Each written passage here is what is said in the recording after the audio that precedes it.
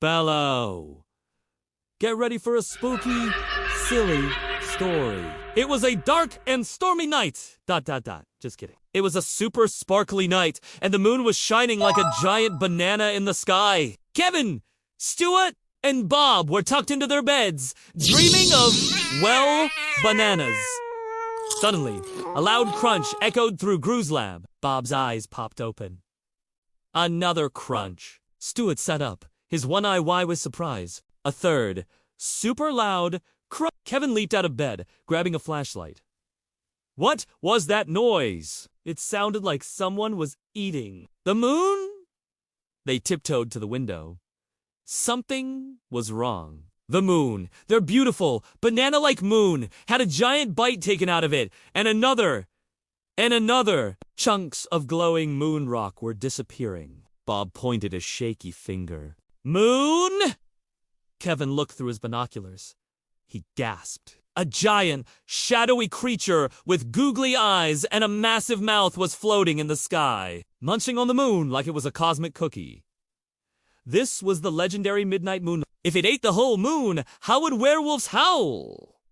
How would owls see? And most importantly, how would they ever make moon banana smoothies again? This was a disaster. Kevin declared, "We have to stop it." Stuart grabbed his guitar, ready to rock the monster into submission. Bob hugged his teddy bear. Tim, tightly, ready for a brave adventure. Their mission was clear.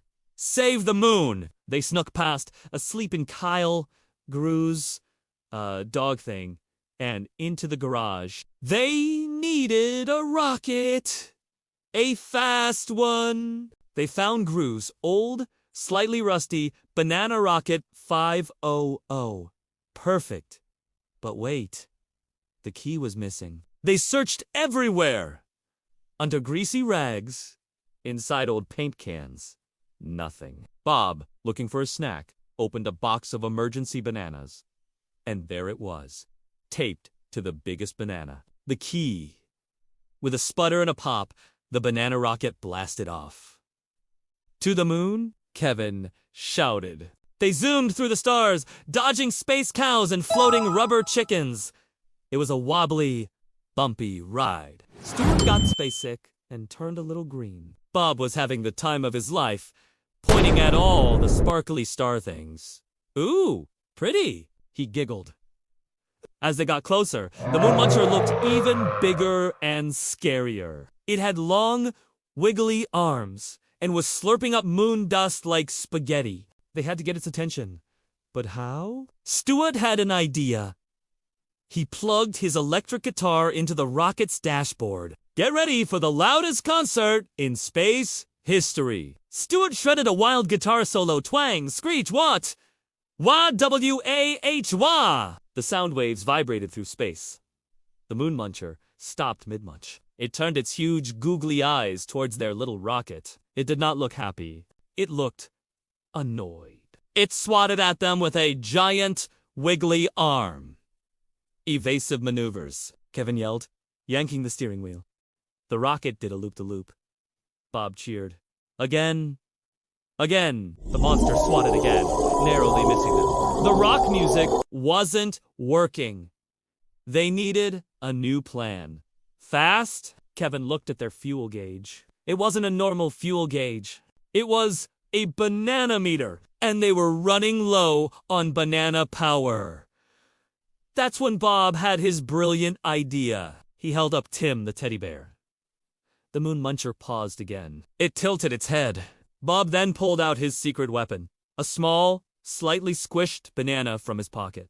He waved it. The moon muncher's eyes got even wider. Its giant mouth drooled, glowing. It wasn't a monster.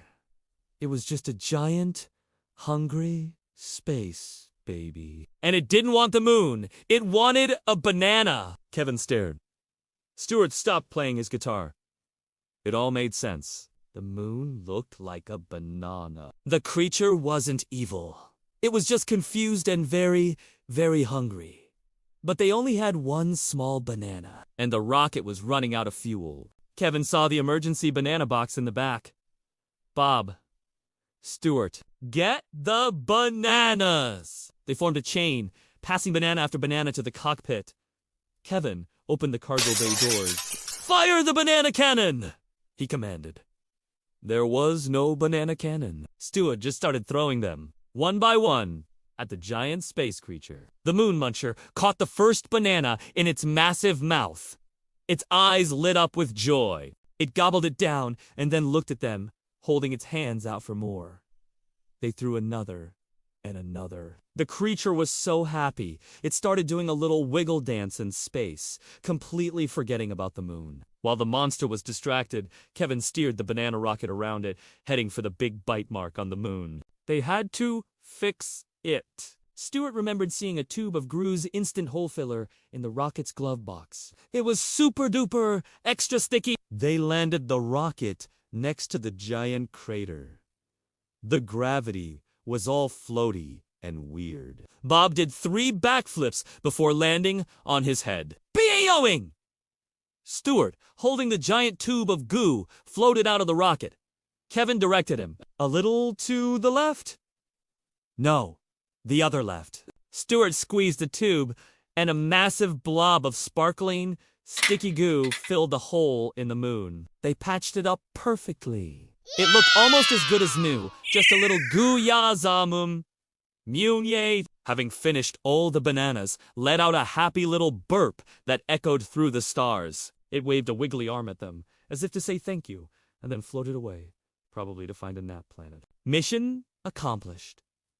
The moon was saved. They all did a happy, floaty, low-gravity dance. Kevin did the robot, Stuart did the worm, and Bob just bounced up and down, giggling. It was time to go home. They jumped back in the rocket, which thankfully had just enough banana fumes to make it back to Earth. They landed the rocket silently back in the garage, just as the sun was starting to rise. They tiptoed back to their room, exhausted but proud. They were heroes. Space heroes. They climbed back into their beds. Kevin gave a thumbs up. Stuart gave a sleepy strum on his imaginary guitar, and Bob hugged Tim the teddy bear, whispering, "Banana." From that night on, every time they looked up at the big, round moon, they smiled. They knew its secret. It wasn't just a light in the sky. It was a friend they had saved from a very hungry and very silly midnight moon. And they all slept soundly, dreaming of their next big adventure. Poopay! Thanks for watching. Don't forget to like and subscribe for more Minion stories. Bye-bye!